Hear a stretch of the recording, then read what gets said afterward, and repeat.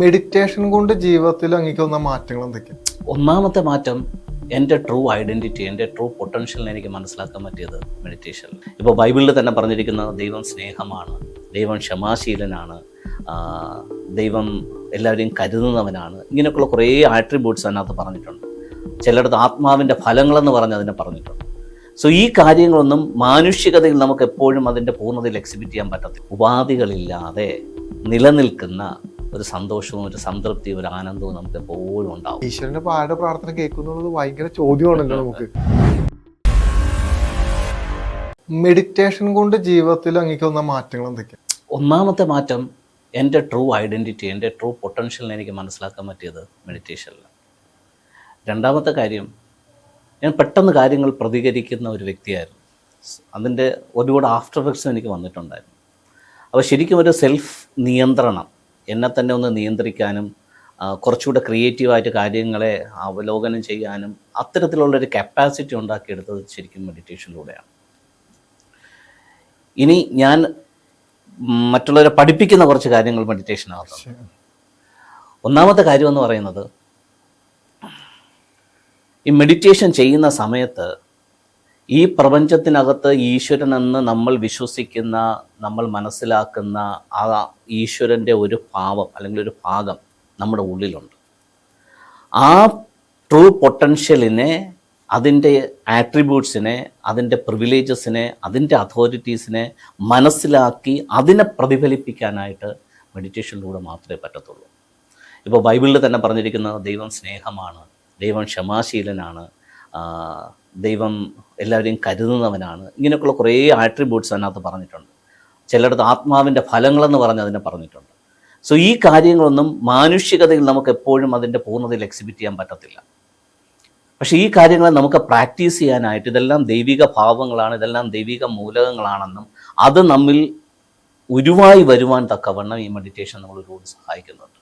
അപ്പോൾ അങ്ങനെ short tempered ആയിട്ടുള്ള ആൾക്കാരെ, ഇതുപോലെ എന്തെങ്കിലും ഇമോഷണൽ പ്രശ്നമുള്ള ആൾക്കാരെയൊക്കെ ആ കാര്യങ്ങളിനകത്തുനിന്ന് പുറത്തു കൊണ്ടുവരാൻ വേണ്ടിയിട്ട് എനിക്ക് സാധിച്ചതുപോലെ എനിക്ക് മെഡിറ്റേഷനിലൂടെ മറ്റൊരു വ്യക്തിയും അതിനെ ഇക്വിപ്പ് ചെയ്യാൻ പറ്റുന്നുണ്ട്. അത് വലിയൊരു നേട്ടമായിട്ട് ഞാൻ കാണുന്നുണ്ട്. പിന്നെ അടുത്തത് നേട്ടമായിട്ട് കാണുന്നത് എന്താണെന്ന് വെച്ച് കഴിഞ്ഞാൽ, നമ്മൾ കഴിഞ്ഞ ഇൻ്റർവ്യൂവിനകത്ത് പ്രാർത്ഥനയെക്കുറിച്ച് പറഞ്ഞു. ഈ പ്രാർത്ഥന എന്ന് പറയുന്ന കാര്യം പലപ്പോഴും നമ്മളെ പഠിപ്പിച്ചിരിക്കുന്നത് വേറെ എവിടെയോ ഒരു ദൈവമുണ്ട്, ആ ദൈവത്തോട് പ്രാർത്ഥിച്ചു കഴിഞ്ഞാൽ ആ ദൈവം നമുക്ക് ഈ കാര്യങ്ങളെല്ലാം പ്രൊവൈഡ് ചെയ്യുമെന്നുള്ള രീതിയിലാണ് പ്രാർത്ഥനകൾ പഠിപ്പിച്ചിരിക്കുന്നത്. പക്ഷെ ആ പ്രാർത്ഥിക്കാനായിട്ട് നമ്മൾ അഡ്രസ്സ് ചെയ്യുന്ന വ്യക്തി നമ്മൾ തന്നെയാണ്, നമ്മുടെ ഉള്ളിൽ തന്നെയാണെന്ന് മനസ്സിലാക്കി കഴിഞ്ഞാൽ പിന്നെ പ്രാർത്ഥനയുടെ ആവശ്യമില്ല, നമ്മൾ പിന്നെ പ്രവർത്തിച്ചാൽ മതി. ഈ ഒരു റിയലൈസേഷനിൽ നിന്ന് നമ്മൾ പ്രവർത്തിക്കുമ്പോൾ ആ പ്രാർത്ഥിക്കുമ്പോൾ ഉണ്ടാകുന്ന റിസൾട്ട് നമ്മൾ തന്നെ ഉണ്ടാകാൻ തുടങ്ങും. അപ്പോൾ പലരുടെയും ജീവിതത്തിനകത്ത് പല പല പ്രശ്നങ്ങളുണ്ട്. അപ്പോൾ ജീസസ് പറഞ്ഞിരിക്കുന്ന ഒരു എക്സാമ്പിൾ ഇങ്ങനെയാണ്, നിനക്ക് ഇച്ചിരിയെങ്കിലും വിശ്വാസം ഉണ്ടെങ്കിൽ ഈ മലയോട് നീങ്ങി നീ കടലിലേക്ക് ചാടിപ്പോകുക എന്ന് പറഞ്ഞാൽ അത് സംഭവിക്കും. അവിടെ ഈശ്വരനോട് പ്രാർത്ഥിക്കാൻ പറഞ്ഞിട്ടില്ല, പറയാൻ പറഞ്ഞിട്ടില്ല, മലയോട് സംസാരിക്കാനാണ് പറഞ്ഞത്. അപ്പോൾ മല ചാടിപ്പോകുമെന്ന. അപ്പോൾ അവിടെ മലയെന്ന് ഉദ്ദേശിക്കുന്നത് നമ്മുടെ ജീവിതത്തിനകത്ത്, നമ്മുടെ ചുറ്റുപാടുകൾക്കകത്ത് നിൽക്കുന്ന പ്രതിസന്ധികൾ, പ്രാരാബ്ധങ്ങൾ, വിഷയങ്ങൾ, മാനസികമായ പ്രശ്നമാകാം, ഫിസിക്കലി പ്രശ്നമാകാം. ഇങ്ങനെയുള്ള വിഷയങ്ങളോട് ഞാൻ പറയുമ്പോൾ ആ വിഷയം മാറണമെന്നുണ്ടെങ്കിൽ എന്നിലിരിക്കുന്ന ദൈവികമായിട്ടുള്ള എനർജിയെക്കുറിച്ച് എനിക്ക് ബോധമുണ്ടാകണം. ഞാൻ ആരാണെന്നുള്ള ട്രൂ പൊട്ടൻഷ്യൽ എനിക്ക് മനസ്സിലാകണം. ആ അതോറിറ്റിയിൽ നിന്ന് പറഞ്ഞാൽ മാത്രമേ വിഷയങ്ങൾ മാറത്തുള്ളൂ. ഇല്ലാതെ മാനുഷികതയിൽ നിന്ന് പറഞ്ഞു കഴിഞ്ഞാൽ അത് മാറത്തില്ല. അപ്പോൾ ആ ഒരു കോൺഫിഡൻസ് കിട്ടണമെന്നുണ്ടെങ്കിൽ മെഡിറ്റേഷനിലൂടെ മാത്രമേ പറ്റത്തുള്ളൂ. സോ ഇങ്ങനെ പല ഡയമെൻഷനിൽ ഞാൻ മെഡിറ്റേഷൻ അനുഭവിക്കുന്നുണ്ട്, ഞാൻ മറ്റുള്ളവർക്ക് അത് കൊടുക്കുന്നുണ്ട്. ഇപ്പോൾ അങ്ങക്ക് മെഡിറ്റേഷൻ സമയത്തുണ്ടായ ഒരു അനുഭവം എന്തെങ്കിലും ഷെയർ ചെയ്യാൻ പറഞ്ഞാൽ? അത് വ്യത്യസ്തമായിട്ടുള്ള ഒരുപാട് കാര്യങ്ങൾ ഉണ്ടായിട്ടുണ്ട്. ഒരു ബ്ലിസ് ഫീലിംഗ്, അതായത് നമ്മൾ സാധാരണ ഒരു സിനിമ കാണാൻ പോകുന്നത് ഒരു സന്തോഷം കിട്ടാൻ വേണ്ടിയിട്ടാണ്, അല്ലെങ്കിൽ എന്തെങ്കിലും ഒരു എൻ്റർടൈൻമെൻറ്റിന് പോകുന്നത് എന്തെങ്കിലും ഒരു സമാധാനം കണ്ടെത്താൻ വേണ്ടിയിട്ടാണ്, ഒരു ഉല്ലാസയാത്രയ്ക്ക് പോകുന്നത് ഒരു പീസ് ഓഫ് മൈൻഡിന് വേണ്ടിയിട്ടാണ്. അപ്പോൾ എന്തെങ്കിലും ഉപാധികളിലൂടെയാണ് മനുഷ്യൻ എന്ന സന്തോഷം അനുഭവിക്കുന്നതും സമാധാനം അനുഭവിക്കുന്നതും ഒക്കെ. പക്ഷെ ശരിയായ രീതിയിൽ മെഡിറ്റേഷനകത്ത് ഇരുന്ന് കഴിഞ്ഞു കഴിഞ്ഞാൽ ഉപാധികളില്ലാതെ നിലനിൽക്കുന്ന ഒരു സന്തോഷവും ഒരു സംതൃപ്തിയും ഒരു ആനന്ദവും നമുക്ക് എപ്പോഴും ഉണ്ടാവും. അത് 24 മണിക്കൂറും ഉണ്ടാവും. അപ്പം അങ്ങനെ ഒരു പീസ് ഓഫ് മൈൻഡ്, ഒരു ഉല്ലാസം, ഒരു ആഹ്ലാദത്തിനകത്ത് ജീവിക്കാനായിട്ട് അതിനാണല്ലോ നമ്മൾ എല്ലാ കാര്യങ്ങളും നമ്മൾ മാനുഷികതയിൽ നിന്ന് ചെയ്യുന്നത്. നല്ലൊരു സാലറി കിട്ടുമ്പോൾ നമുക്ക് സന്തോഷം ഉണ്ടാകും, അല്ലെങ്കിൽ കുറച്ച് എന്തെങ്കിലും എൻ്റർടൈൻമെൻറ്റിന് പോകുമ്പം സന്തോഷം ഉണ്ടാകും, അതിനുവേണ്ടി കാശുണ്ടാക്കണം, ഇതൊക്കെയാണ് ആൾക്കാർ ആഗ്രഹിക്കുന്നത്. ഒരു വാർദ്ധക്യ ജീവിതം നല്ല സമാധാനത്തിൽ സന്തോഷത്തിൽ ജീവിക്കണമെന്ന് വേണ്ടിയിട്ടാണ് ആൾക്കാർ അധ്വാനിക്കുന്നതല്ല. പക്ഷെ ഇതേ കാര്യം ഇതിനും മേൽത്തരമായിട്ടുള്ള രീതിയിൽ നമുക്ക് മെഡിറ്റേഷനകത്തുകൂടെ നമുക്ക് അനുഭവവേദ്യമായിക്കൊണ്ടേയിരിക്കും. അപ്പോൾ ഇത് നമുക്ക് മാത്രമല്ല, നമ്മിലൂടെ പരിസ്ഥിതിയിലേക്ക്, പ്രപഞ്ചത്തിനകത്തേക്ക്, മറ്റുള്ള ജീവജാലങ്ങളിലേക്ക്, മറ്റുള്ള വ്യക്തികളിലേക്കും നമുക്കിത് ചെയ്യാൻ പറ്റിക്കഴിഞ്ഞാൽ നമ്മളിരിക്കുന്ന ആ ഒരു പ്രസരിപ്പ് മറ്റുള്ളവരിലേക്കും അത് എത്തിക്കാൻ പറ്റും. മെഡിറ്റേഷനകത്ത് ഏറ്റവും കൂടുതൽ എന്നെ ആകർഷിച്ചതും ഞാൻ അനുഭവിക്കുന്നതും ഈ ഒരു ആത്മസംതൃപ്തി, സന്തോഷം തന്നെയാണ്. ഇനി മെഡിറ്റേഷനകത്തുകൂടെ എനിക്ക് കിട്ടിയ മറ്റൊരു നേട്ടം എന്താണെന്ന് വെച്ച് കഴിഞ്ഞാൽ, ഞാൻ അധികം വായിക്കാത്തൊരു മനുഷ്യനാണ്. അധികം വീഡിയോസും കാര്യങ്ങളൊന്നും അങ്ങനെ ഫോളോ ചെയ്യാത്തൊരു വ്യക്തിയാണ്. ആരെങ്കിലുമൊക്കെ ഫോളോ ചെയ്യാനായിട്ട് എന്തെങ്കിലും ഒരു വീഡിയോ അതൊന്ന് കണ്ടു നോക്കുമെന്ന് പറയുമ്പോഴായിരിക്കും ഞാൻ ചില വീഡിയോസൊക്കെ എടുത്ത് നോക്കുന്നത്. അതൊന്നും ഞാൻ ഓടിച്ചൊക്കെയാണ് കാണുന്നത്. അപ്പോൾ അധികം വായിക്കാത്തത് കൊണ്ട് എനിക്ക് അധികം ജ്ഞാനമൊന്നും മറ്റുള്ള മേഖലയെക്കുറിച്ചില്ല. പക്ഷെ മെഡിറ്റേഷനകത്ത് ഇരുന്ന് പ്രാക്ടീസ് ചെയ്ത് കുറച്ച് വർഷങ്ങൾ അങ്ങനെ അതുമായിട്ട് കണ്ടിന്യൂ ചെയ്തപ്പോഴത്തേക്ക് ഏതെങ്കിലുമൊക്കെ വിഷയത്തെക്കുറിച്ച് ആരെങ്കിലുമൊക്കെ സംസാരിക്കാനായിട്ട് വിളിക്കുമ്പോൾ, അല്ലെങ്കിൽ എന്തെങ്കിലുമൊക്കെ സംസാരിക്കേണ്ടി വരുന്ന സമയത്ത് ഞാൻ ഇതുവരെ കേട്ടിട്ടില്ലാത്ത, കണ്ടിട്ടില്ലാത്ത, വായിച്ചിട്ടില്ലാത്ത കാര്യങ്ങൾ എൻ്റെ ഉള്ളിനകത്തുനിന്ന് വരാൻ തുടങ്ങും. അപ്പോൾ എനിക്ക് തന്നെ അറിയാം, ഞാനിത് സംസാരിച്ച് കഴിയുമ്പം ഞാനിത് വായിച്ചതല്ലല്ലോ, ഞാനിത് അറിഞ്ഞതല്ലല്ലോ, ഞാനിത് മനസ്സിലാക്കിയ കാര്യമല്ലല്ലോ, പിന്നെ ഇത് എവിടെ നിന്നാണ് വന്നതെന്നുള്ളത് ഞാൻ എന്നോട് തന്നെ ചോദിക്കുന്ന ഒരു കാര്യമാണ്. സോ മെഡിറ്റേഷനകത്ത് ശരിക്കുള്ള വിസ്ഡത്തിൻ്റെ ഫുൾഫിൽമെൻ്റ് ഉണ്ടാവും. നോളജും വിസ്ഡവും തമ്മിലുള്ള വ്യത്യാസം ഇതാണ്. നോളജ് ആർജിച്ചെടുക്കുന്നതാണ്, പക്ഷെ വിസ്ഡം എന്ന് പറയുന്നത് നമ്മിൽ നിന്ന് തന്നെ പുറത്തേക്ക് വരുന്നതാണ്. ആ ഒരു വിസ്ഡത്തിനകത്ത് ജീവിക്കാൻ പറ്റുക എന്ന് പറയുന്നത് മെഡിറ്റേഷനിലൂടെ മാത്രമേ പറ്റൂ. പലപ്പോഴും നമ്മളിപ്പോൾ ഇങ്ങനെ ഒരു പോസിറ്റീവായ ഒരു കാര്യം പറയുമ്പോൾ തന്നെ മെഡിറ്റേഷന് മറ്റൊരു വലിയൊരു അപകട സൈഡും കൂടി ഉണ്ട്. കാരണം വളരെ പ്രോപ്പറായി കൃത്യമായി ഗൈഡൻസ് എടുത്തില്ലായിരുന്നെങ്കിൽ ഒരുപക്ഷെ മെഡിറ്റേഷൻ ഒരുപാട് രീതിയിലുള്ള മാനസികമായ പ്രശ്നങ്ങൾക്കും ശാരീരികമായ പ്രശ്നങ്ങൾക്കും കാരണമാവും.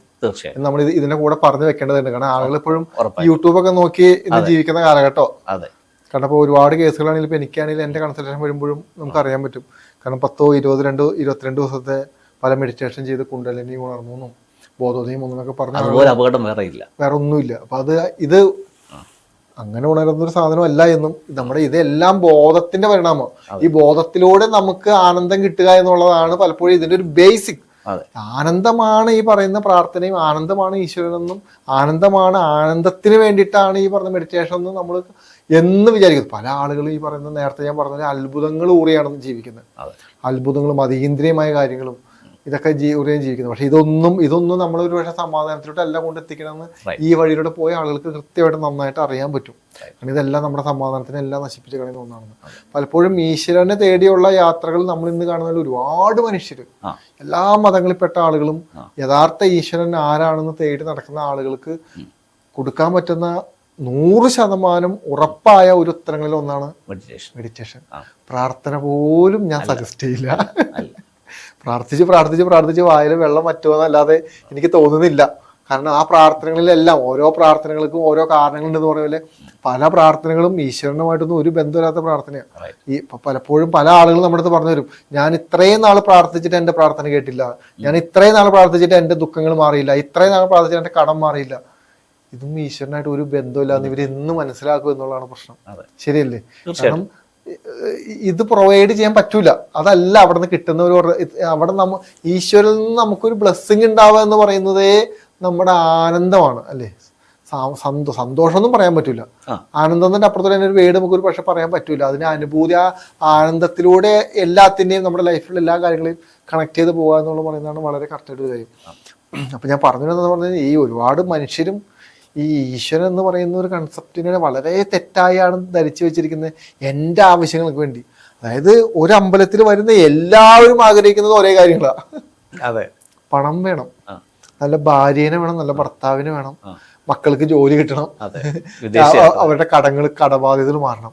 ഇത് തന്നെയല്ലേ വരുന്ന എല്ലാവരും പ്രാർത്ഥിക്കുന്നത്. ഈശ്വരന്റെ ആരുടെ പ്രാർത്ഥന കേൾക്കുന്നുള്ളത് ഭയങ്കര ചോദ്യമാണല്ലോ നമുക്ക്.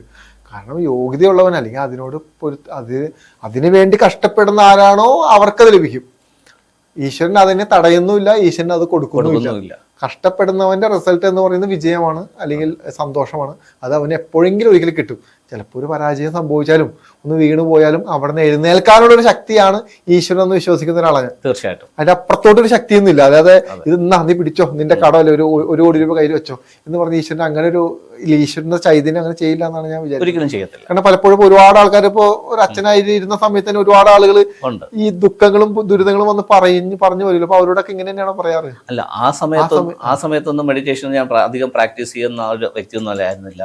അപ്പം എന്നാൽ കഴിയുന്ന രീതിയിൽ അവർക്ക് കൊടുക്കേണ്ട ടീച്ചിങ് ഞാൻ ആ സമയത്ത് കൊടുക്കുമായിരുന്നു. അത് മാത്രമേ അന്ന് ചെയ്തിരുന്നുള്ളൂ. പക്ഷെ ഇന്ന് അങ്ങനെയല്ല. ഒരു വ്യക്തി അത് അന്വേഷിച്ച് വന്നു കഴിഞ്ഞാൽ അദ്ദേഹത്തിന് അതിന് പ്രാപ്തനാക്കി വിടുന്ന രീതിയിൽ ആ മെഡിറ്റേഷനിലൂടെ എനിക്ക് ട്രെയിൻ ചെയ്തെടുക്കാൻ പറ്റുന്നുണ്ട്.